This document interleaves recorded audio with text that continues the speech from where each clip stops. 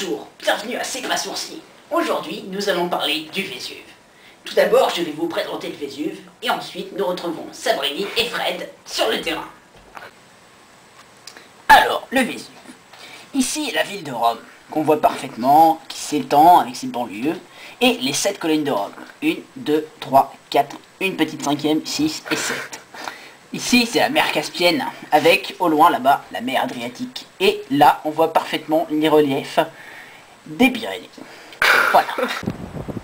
Salut Sabrinou. Salut Fred. On est ici, en haut du Vésuve à Budapest. Et en fait, donc on est juste au sommet du cratère, tu vois. Voilà. Et donc voilà, donc on est ici sur le terrain pour commenter les explications de notre ami Parce qu'en fait, Jamy. ce qu'on sait pas, c'est que le Vésuve, il y a quelques années, il était pas comme ça. Il a fait une grosse éruption et en fait, il a tué plein de tous les gens qui Ouais, étaient en bas dans Budapest. D'ailleurs, Et donc, on devrait le mettre en prison, moi, je pense, parce qu'il a quand même fait des homicides volontaires. Bon, les 2h40. Donc on va tout d'abord... Et comment il est arrivé là, le Vésuve? Oui, voilà. Je pense qu'il faudrait demander à Jamy, notre ami Jamy. Alors, Jamy va nous expliquer maintenant comment est arrivé là le Vésuve. Top. Donc, voici la plaque tectonique de Nazca. Elle avance tout doucement, tout doucement. Et là, tout d'un coup, elle rencontre la plaque indo-européenne. Donc ils se disent, eh tiens, si on faisait un petit Vésuve. Alors, hop, hop, hop, hop, et là, touc, touc, touc, un Vésuve. Et voilà. Mais alors, qu'est-ce qui s'est passé lors de l'éruption? Nous survolons le Vésuve. Hop, hop, hop. Oui. Donc maintenant, je vais demander à mon ami Jamy qui est sur le terrain, comment le Vésuve va-t-il éruptionner comme ça? Mais d'abord, je vais vous présenter les personnages.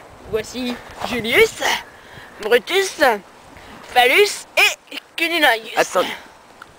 Hop, Cunilingus, il est en dessous, en fait, on ne le voit pas très bien. Alors, Jamy, raconte-nous. Donc, vous voyez, ici, c'est la sortie du volcan. Alors, on va mettre un petit produit chimique pour expliquer. C'est un cratère de sélection. En fait, ce qu'on ne sait pas, c'est qu'une pluie acide s'est déroulée et elle est tombée dans le cratère. Et là, quel malheur, une coulée de lave. Une coulée de lave. une coulée de lave. Alors, Julius, comme c'est un gros blaireau, il va se dire, putain, c'est du chocolat. Alors, il va aller boire. Alors, hop, il fout la tête dedans. Bon, ça, hop, et finalement, il a réussi à arrêter. Non, ça n'arrête pas. Bon, donc, du coup, c'est très chaud. Et tout le monde est enseveli. C'est comme ça qu'ils sont tous morts. Après, Voilà. une énorme explosion thermonucléaire a rebouché le tout. Hop. Et voilà, c'était terminé. Donc ça continue à érupter un peu. Mais bon, ça allait. Eh oui, mais aujourd'hui, tout a changé.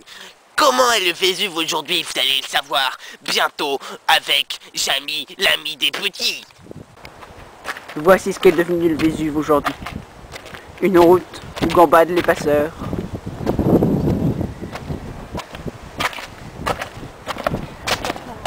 Mais on redoute toujours une éruption. Que va-t-il se passer si jamais cela arrive?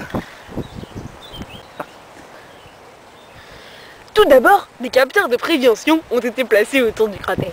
Un ici, un là, un là, un là et un dernier là.